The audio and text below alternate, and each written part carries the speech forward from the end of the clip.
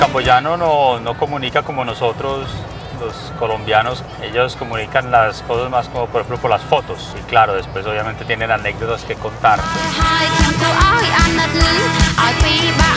Entonces, por ejemplo, hay muchas cosas. Por ejemplo, usted le da una cosa, digamos, deliciosa, ¿no? Entonces, ellos la comen, pero no dicen, oh, qué delicia lo que me acabas de dar, esto es muy rico. No.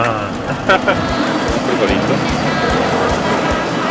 Para un muchacho, un campesino, por ejemplo, de Compot, del mar, ir hasta Siem Ríe es como ir de Medellín a Barranquilla, muy lejos, entonces puede ser costoso, pero es realmente una oportunidad para ellos. Eso siempre me ha puesto a pensar que el pobre no tiene ni siquiera ese derecho. El pobre es como prisionero de su propio entorno, entonces no puede conocer ni siquiera su propio país. Y el no conocer el propio país, pues tiene muchos problemas. Por ejemplo, se cae en un regionalismo ciego, en donde se cree que nuestro mundo local es el mejor, ¿no? Y un regionalismo ciego crea intolerancia cultural. Entonces, llega, por ejemplo, otra persona de otra región y lo vemos como si fuera un bicho extraño, ¿no? Entonces, es romper todos esos esquemas, sacar a los muchachos de su contexto local.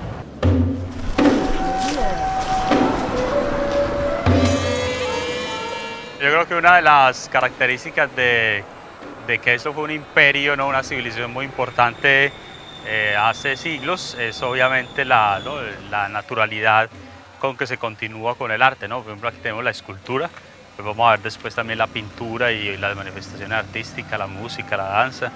Pero entonces hay en el camboyano un espíritu innato hacia el arte que es muy importante, ¿no? Que lo podemos ver acá, ¿no? Cómo transforma la roca.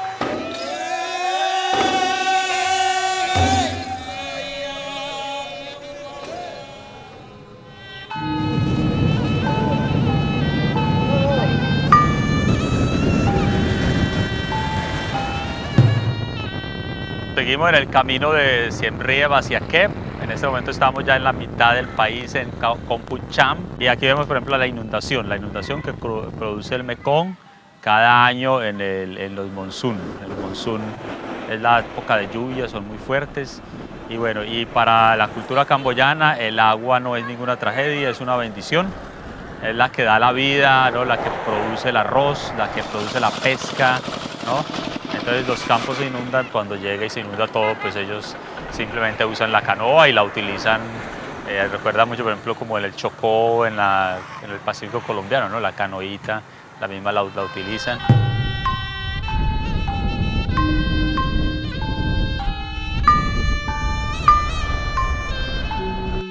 En el abril del año 2000 fue la inundación más fuerte que tuvo el país en muchos años, en mucho tiempo.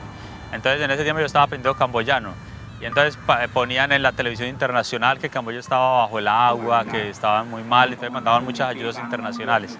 Entonces yo me vine a esta provincia a aprender camboyano, ¿no? Por acá en una isla del Mekong. Entonces toda la familia se organizaban en las canoas y fueron por los alimentos, ¿no? Y después de eso se iban a hacer a fregatas. Entonces ellos eran felices. Yo entendí que era una visión del mundo muy diferente y otra la visión del camboyano. O sea, para el camboyano el agua es felicidad.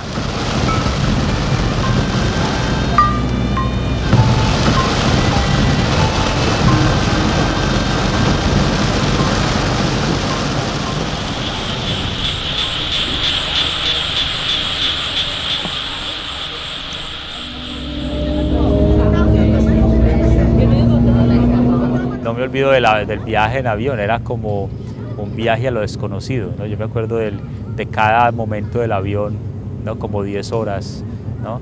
Y había un mapa muy grande en el avión donde se veía así como, ¿no? Por donde pasaba el avión. Yo ni pude ni dormir ni descansar, era un acercarse a otro mundo desconocido.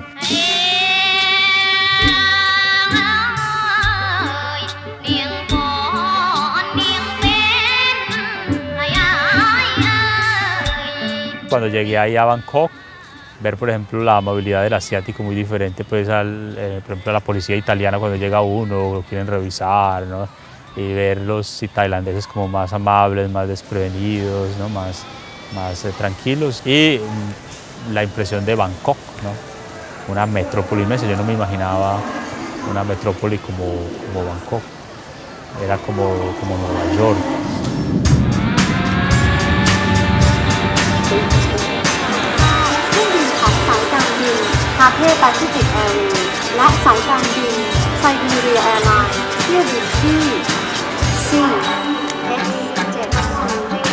Después de Bangkok me mandan para Camboya. Entonces la misión era primero aprender camboyano y pasar de esta gran capital, de esta metrópoli asiática a Phnom Penh. Fue también a otra dimensión diferente, ¿no? En 45 minutos pasé del primer mundo a un mundo destruido, ¿no? Llegar a un aeropuerto pues, que era pequeño, lleno de huecos, bajarse del avión y verla, por ejemplo, la policía era en una mesita de un pupitre como de escuela. Entonces yo me acuerdo que cuando estaba el grupo de misioneros ahí en Roma, todavía habían dos muchachos de Vietnam, me preguntaban ahí, ¿para dónde lo van a mandar? Y yo dije, para Camboya. Entonces el muchacho me miró y me hizo así.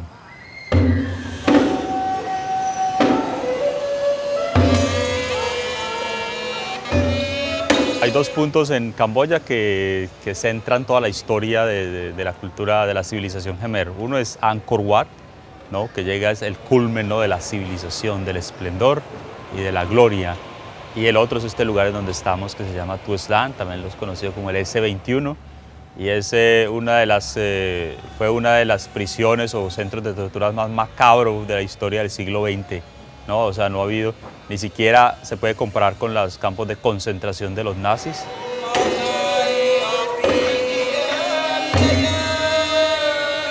Aquí estamos en el 17 de abril de 1975, cuando los Khmer Rojos entran a la ciudad de Phnom Penh. Los Khmer Rojos lo van a llamar la liberación de Phnom Penh, el fin de la dictadura. Y la gente pues, va a recibir a los Khmer Rojos como si fueran héroes y con un ánimo de paz. Ellos van a ver que vamos a tener las banderas blancas, ¿no? La gente es con júbilo, hay un momento de júbilo como pensando que va a empezar una nueva era de paz, etcétera, ¿no? Pero bien pronto van a empezar a ver personas que entran con armas de guerra, armas grandísimas, y los soldados van a ser niños y empiezan a fusilar personas.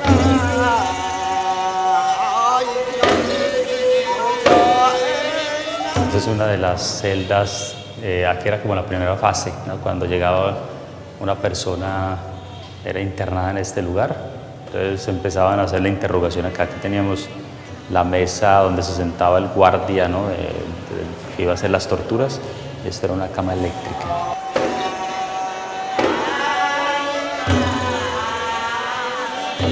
Una de las cosas que impacta, por ejemplo, para nosotros en Don Bosco es trabajar con los jóvenes, ¿no? Crearles un futuro. Y de pronto ver que todos estos muchachos, ¿no? Son igualitos a los muchachos que trabajamos hoy. Entonces yo veía como los rostros de los muchachos que yo conocía, como si estuvieran acá. Y estos son los Khmer Rojos, ¿no? Los que hicieron ese imperio del terror.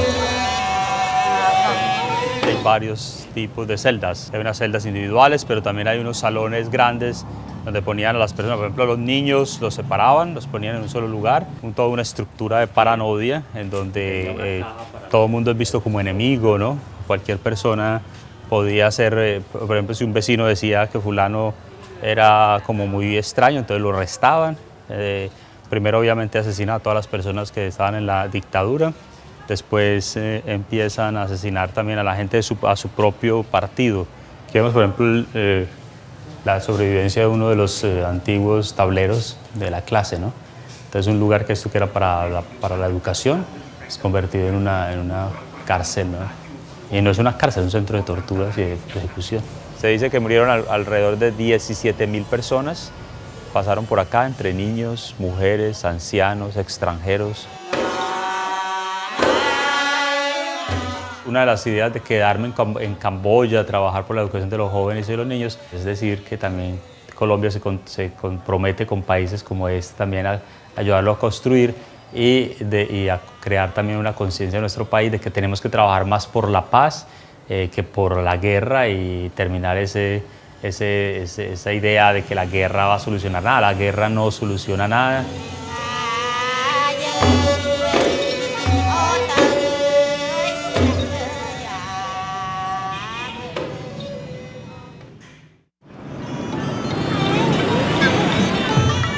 Estamos en una región de la provincia de Kompot, la parte oriental de Kompot, que se llama Kompung Trai, que queda ya cerca de la frontera con Vietnam. O sea, cerca de acá ya estamos cerca del Vietnam, con muchos campesinos, mucha producción de arroz, de frutas, de animales.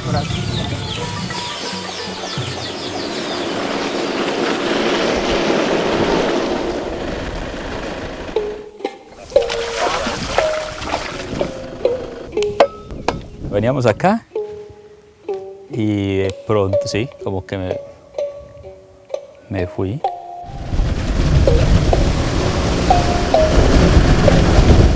Una familia muy numerosa, así como varios hijos.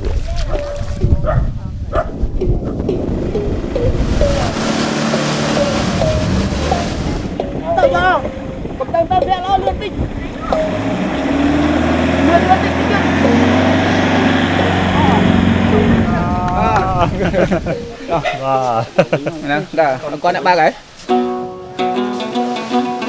លើថាសាលាដុនបូស្កូហ្នឹងជួយសិស្សក្រីក្រដោយខ្ញុំមិនសូវមានលុយកាក់អីរៀនហ្នឹងមិនសូវចុះលុយដោយសាលាសកលគេចុះលុយច្រើនហើយសាលាហ្នឹងក៏មានចំណេះចេះដឹងដល់កូនខ្ញុំទៅថ្ងៃមុខទៀតឃើញថាសាលាមានចំណេះដឹងច្រើនអាចកូនខ្ញុំរកស៊ីថ្ងៃមុខមានសមត្ថភាព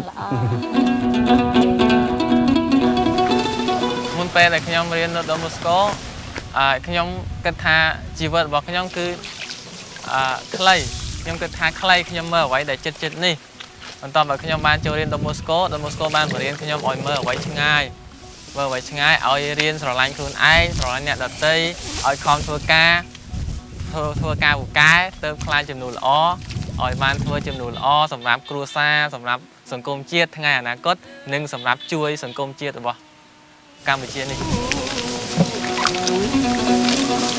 តាំងពីបងខ្ញុំតាំងពីរៀននៅវិទ្យាល័យដូចជាវិទ្យាល័យមុននឹងចូលនៅសាលាដុនបូស្កូគឺគាត់គេថាខិតខំប្រឹងប្រែងរៀនសូត្រខ្លាំងណាស់ហើយ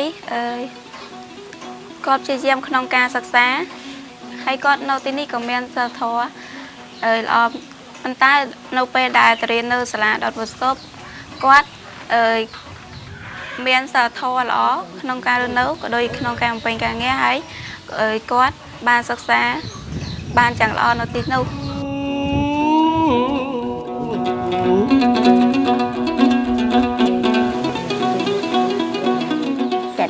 cháu em đang thầm mấy về chọn hồi thì hiện thầm chết đằng và năng ngồi thử cài thử đâu năng chạy cháu thử cho nắng hot hot đấy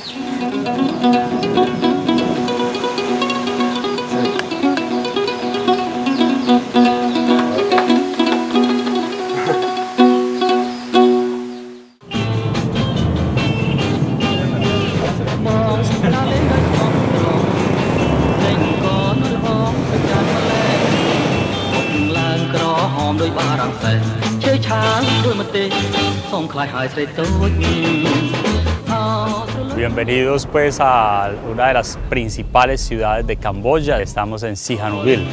Es uno de los puertos más importantes del Golfo de Tailandia. Cuando yo llegué acá a Sihanoukville en 1999, no llegué a vivir sino a conocerlo. Era realmente un pueblo muy pequeño, muy agreste, las playas eran completamente solas, solo pues habían algunos vendedores de pescado, el puerto, unas casitas. No, a los camboyanos les gustaba ir al mar, no tenían esa concepción. Las islas eran completamente solitarias, ¿no? Pescadores. Y ya por allá empieza el desarrollo del país hacia el año 2000, comienza ya una apertura económica muy importante.